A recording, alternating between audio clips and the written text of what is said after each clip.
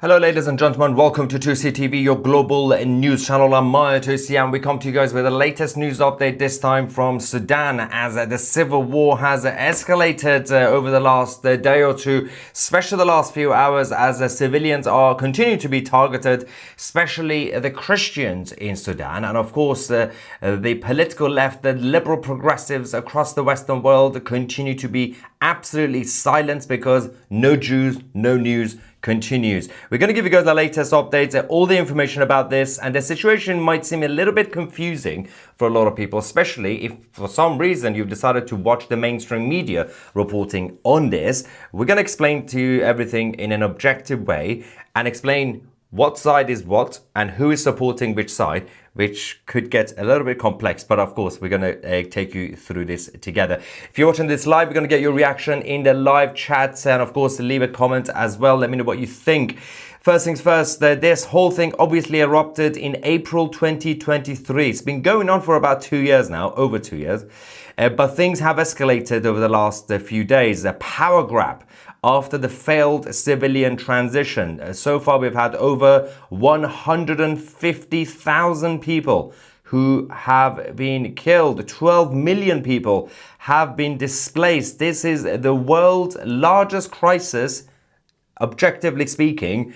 No urgency from the United Nations, really. No urgency from the ICJ, the ICC, the liberal lefties, Greta Thunberg. Famine is, of course, happening, but nobody cares. Right. This is all about the battle between two major sides.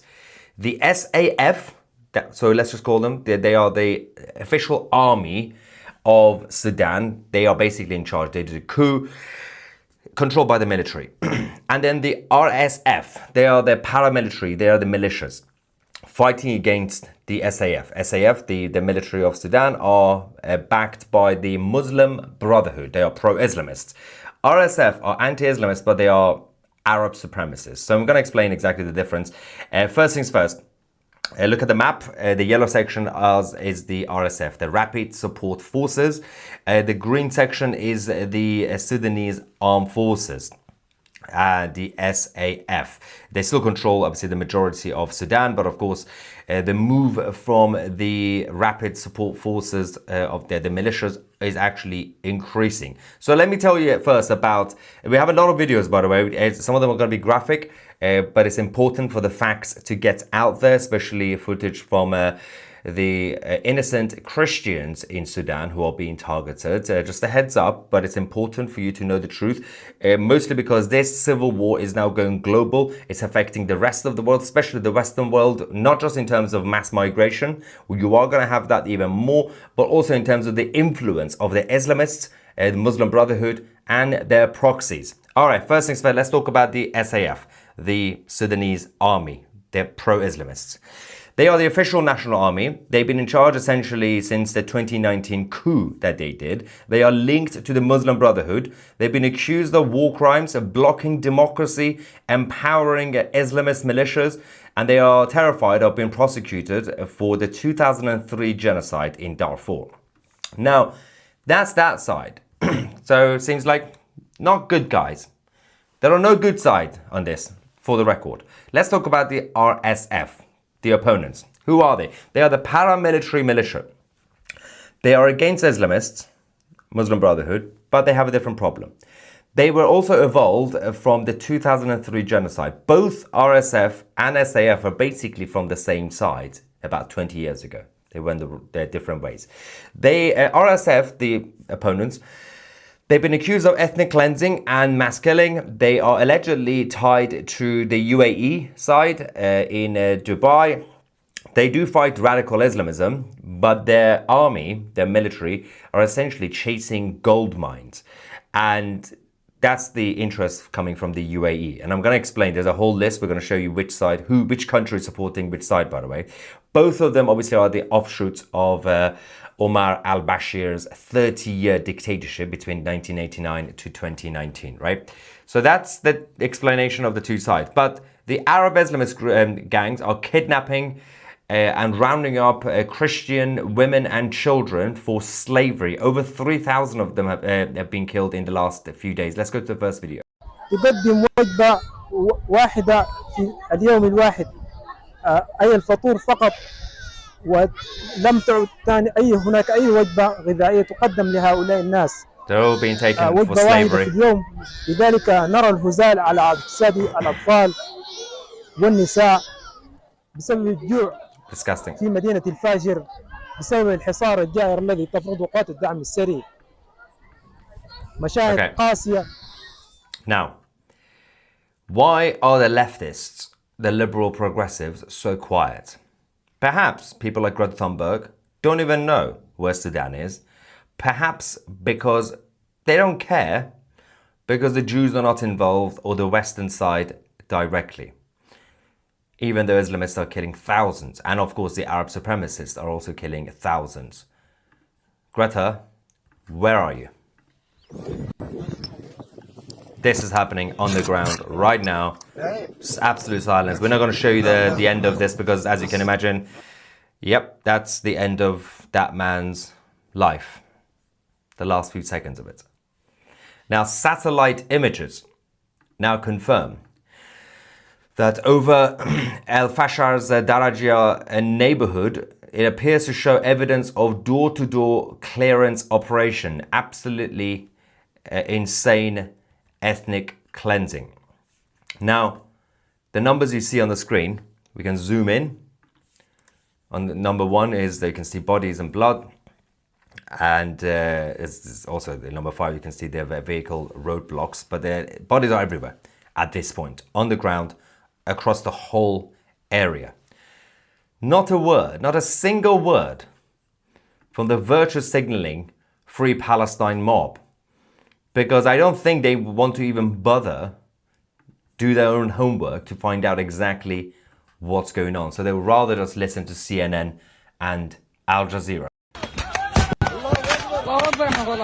They are gloating, they are celebrating. You can see innocent people, their bodies all over the place. We're also going to be giving you guys the latest update on Tanzania as the protests are escalating.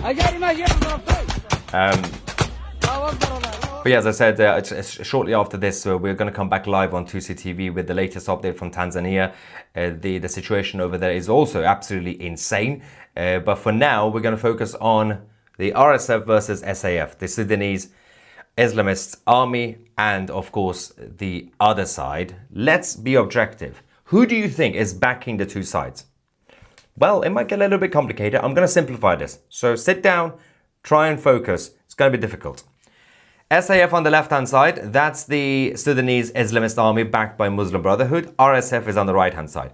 These are the countries backing them. Let's talk about RSF first, on the right-hand side, okay? First things first, UAE are allegedly backing them. Of course, the government in UAE continue to deny these allegations. But Dubai is Sudan's top gold buyer. $115 billion, more than that actually. They basically trade in gold. It's very important for UAE and their wealth to have access to that. They also have an anti-Islamist crusade from Dubai.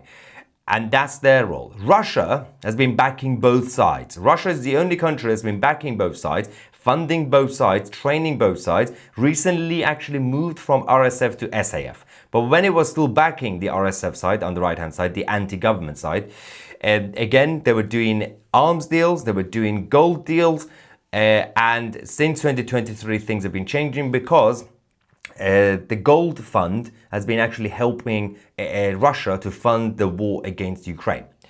Ethiopia, they have diplomatic cover because they are hosting the talks between RSF, but they are backing the militants against the Sudanese army, SAF, to be against Egypt. This is over the Nile Dam tensions. That's not really as important. But Libya, they have a shared interest with UAE and also Russia in terms of the proxy games. But when you look at the left-hand side, that's the SAF. That's the Sudanese army.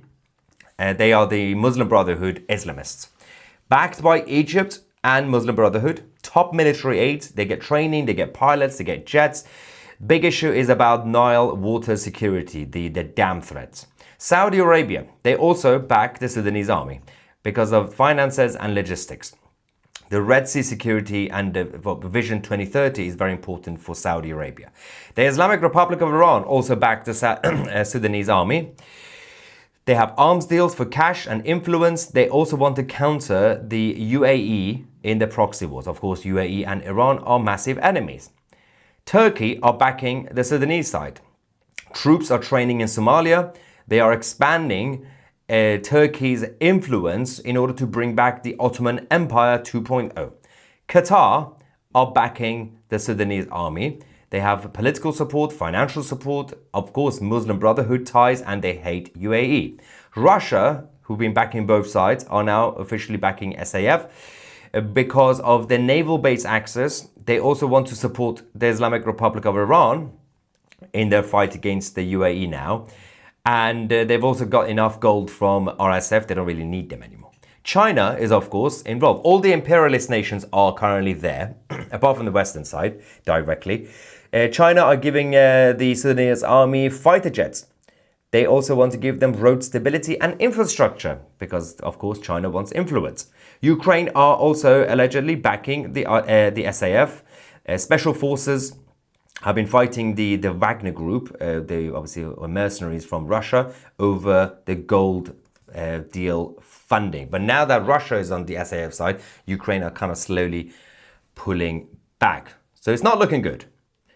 But this is an actual and physical and literal genocide, which is being ignored by the West. At least the Western leftist establishment. Let's go to the next video. محرقة مورال اللي بيتكلم عنها بيتكلم عن محرقة دي المحرقة أمرك كنت أقدر فلنقاي مورال تهت حرقناهم والله صباح حرقناهم فتك والله الحمد لله والشكر لله انحرقوا والله نشووا مشاوي.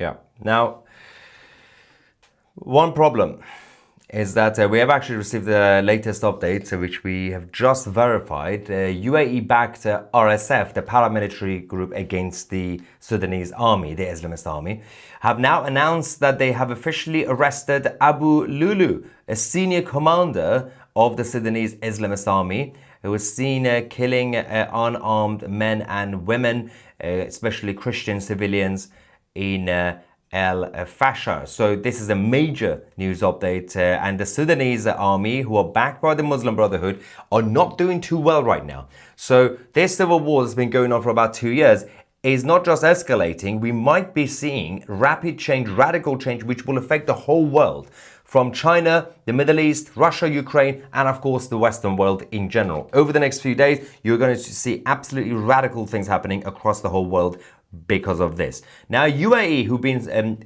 accused of backing the RSF, the paramilitary group, RSF say, we are anti-Islamist, we fight against Muslim Brotherhood, but RSF are also killing civilians, right?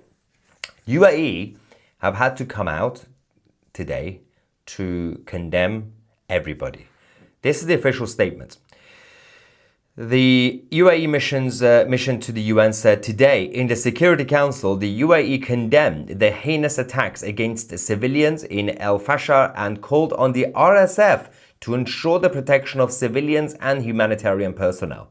It called on both warring parties in Sudan's civil war to exercise restraint and comply fully with their obligations under international humanitarian law.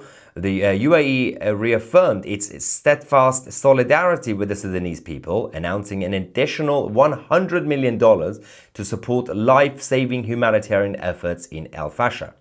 The UAE repeated its calls for a humanitarian truce, leading immediately to a permanent ceasefire and for a transition process towards independent, civilian-led government. Now, of course, it's in the interest of the UAE for this to stop because, as we said, they have massive gold interest and they don't want any more conflict or chaos to stop that trade.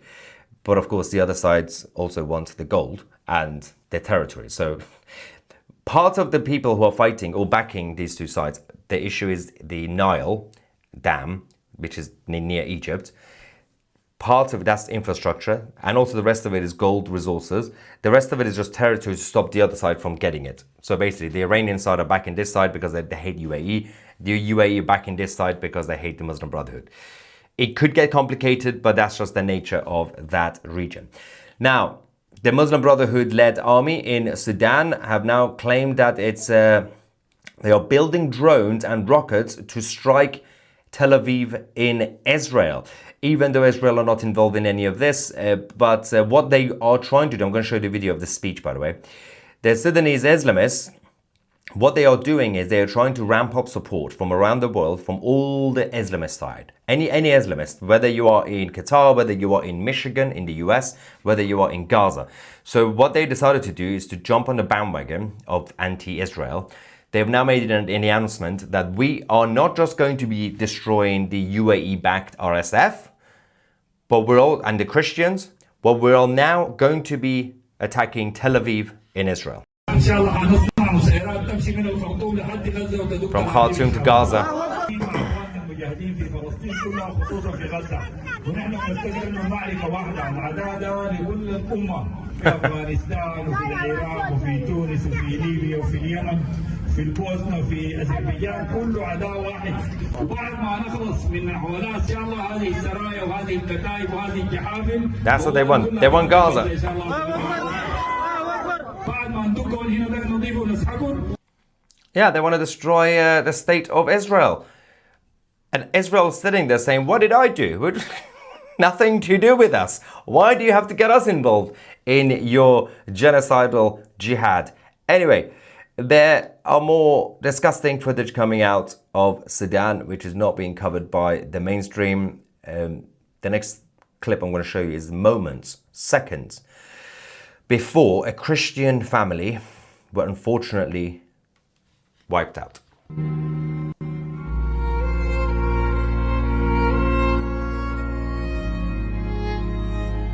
All of them. Every single one. Yeah, so this is happening. No international outrage. And it continues. Now, when you look at the history of Sudan, before and after the British Empire, the evidence is there. The British Empire was the only period in time in history that Sudan, as a land, had stability and peace. Before the British Empire, places like Sudan were tribal, warlords were everywhere, no organization, no discipline, no nation state, absolute chaos, looting everybody. The British Empire came, made everything stable, created infrastructure. Once the British Empire left, things went back to square one, like many other places in that continent. Now, those who go around and make things black and white, saying that the British Empire always was the problem, here's one example, showing that not only it wasn't the problem, it was a solution. It created an actual society. Things have gone worse and will continue to get worse because those tribal nonsense that you used to get in Sudan before the British Empire used to stay in Sudan. Now it's coming to your doorsteps. Wherever you're watching this from, whether you're watching this from Australia or Canada, France or Denmark, it's coming. It's here. The tribal mentality it no longer stays in Africa or the Middle East. It comes to you now because the liberal globalist governments have opened the doors. And if you complain about it, you're the problem. Instead of actually helping these places remotely without intervention, there's only one way, trade, global trade. They are bringing the tribalists into your Western countries. They are funding and supporting both sides in each of these places. They are doing divide and conquer without any objective. When the British Empire was using tactics, whether it was to divide and conquer or to back one side against the other side, there was a plan. It didn't always go well, But there was a plan. Most of the time, it created the stability. Now, we're talking about different century, different standards. Nobody's advocating to bring back empires. We don't say that. But for the standards of those days, the empire that abolished slavery, the moment it left, slavery went back to Sudan. It's happening now. Women and children who are Christians are being used as slaves. Nobody cares in the United Nations. Nobody cares in the International Court of Justice. All they want is the gold. All they want is the resources. They don't care about people. They don't even care about your own people, your own governments in the West. What do you expect? Let's get some reaction from the live chat while we are here. Sandeep says the Western fools don't know the history of actual Muhammad, actual Islam, whole Middle East occupied like this. That's the thing. So places like Sudan, North Africa, East Africa had nothing to do with Muhammad's army. Arabs. They were not so, even Egypt had nothing to do with being Arabs. The Arabs conquered. Now we say most of the North African countries are Arab. Why? They were never Arab. The land that you call Israel, Judea and Samaria, the land you call Egypt, none of them had a single Arab. None of them had a single supporter of Muhammad. Then the expansion happened. And it was way before the Ottoman Empire. Somehow we are now being gaslit. That apparently the people who are from the land we call Israel, or Egypt even, were always originally Muslim Arabs. No. They are the occupiers. They were always the occupiers. They are also in Iran. All ethnicities in Iran, apart from one small ethnicity, so that includes the Persian Iranians, the Azari Iranians, the Jewish Iranians, none of them were Arab.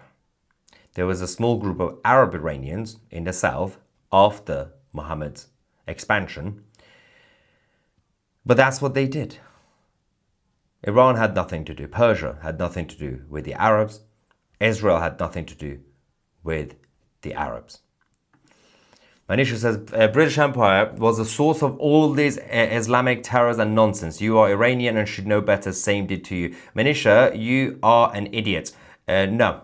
Muhammad started this before the British Empire. So when Muhammad was conquering countries and created jihad, at the time, I know it wasn't that long ago, because at the time the British Empire were busy sorting out fax machines and, the first email, right? Because, it was recent, right? It was just 10 minutes ago, right? No, you absolute idiot. You pro-jihadi weirdos. Islam, the expansion of Islam, go speak to our lovely friends in Spain and Portugal. Look what they did to those countries. Look what they did in Morocco. Look what they did in Egypt. Before the British Empire was even established. The moment the British Empire went to all those places, they encountered the jihadists. They were killing each other. They were killing Christians. Everybody was wiped out. Do not blame the British Empire for something that already existed. You can blame the British Empire for a lot of mistakes, absolutely, including the way they did the partition with Pakistan and India, including the way they left the Palestine Mandate, which became the State of Israel. You can, of course, criticize the British Empire's exit. Absolutely. Do not blame the British Empire for a problem that already existed for centuries and centuries. Jihadists already existed. They were already killing everyone, including the Brits who were there. This chaos always was there. If you listen to your teachers or Instagram and TikTok telling you an out-of-context history of, oh, well, the British Empire was there. They found two tribes and they basically funded that one against the other one. Yes, before that, that was already happening. It wasn't a creation of the British Empire. Use your brain. Don't be a sheep. Don't go with the consensus. Don't become mainstream. It's embarrassing. Yeah, super chat, thank you. Sarah says, I've spoken to many people from Sudan here, and they say what you have shown. Thank you very much. I appreciate that. Yes. Niv says lots of Arabs are secretly gay. Fair enough. That's mostly the Afghans and Pakistanis, not the Arabs, but yeah, you know. I can confirm that half of Afghans and Pakistanis are gay. Nothing wrong with that, by the way. It's just that they have a problem with the gays. It's just the irony, you know, showing the hypocrisy of it. Eric, yes, the Coptic Orthodox Church in Egypt was before Islam. Everything was before Islam. Obviously. Daniel says there is no way to help these people. This is the way it's always been for them. This is the way it will always be for them. Strengthen your borders now. Yeah. So the only way you could fix this, try not to go around and do interventions to try to make people civilized, because that doesn't really work. You can't do it by enforcing your own civilization onto other civilization. Even the Roman Empire failed when they tried this. The only way you could do this is to make your own countries great again. Cooperate and trade with friendly countries who are on your, there's a level playing field with your country. If individuals, entrepreneurs, businesses from third world countries can, and if they have a potential to sell something or buy something from you, do that. Try to ensure that you don't have any connections to any government that is part of the third world, dictatorships or warlords. There's no way that's going to end up well. Whether you're going to give foreign aid or trade with dictatorships, don't do it. You can trade with individuals. The only way is trade, not foreign interventions, not humanitarian aid nonsense, not United Nations charities. Stop that. Stop it. Doesn't work. We now live in a globalized world. There is no excuse for the rest of the world not to become civilized. This is no longer the 16th century. People in Sudan still have iPhones. Some of them. They are no longer completely isolated. Of course, the tribalists and the warlords are trying to keep them isolated. But the solution is not to bring everybody to your countries. That is not the solution. These people are insane. As my good friend Douglas Murray would say, this is masochism brought to you by sadists. Market economy is the only way forward. Not foreign interventions, not charity. We're going to take a break, come back shortly with the latest update from Tanzania as the protests are escalating and a lot of people unfortunately have now been killed over the last few hours. Subscribe to the channel if you haven't already. I'm Maya Tusi and we are the media.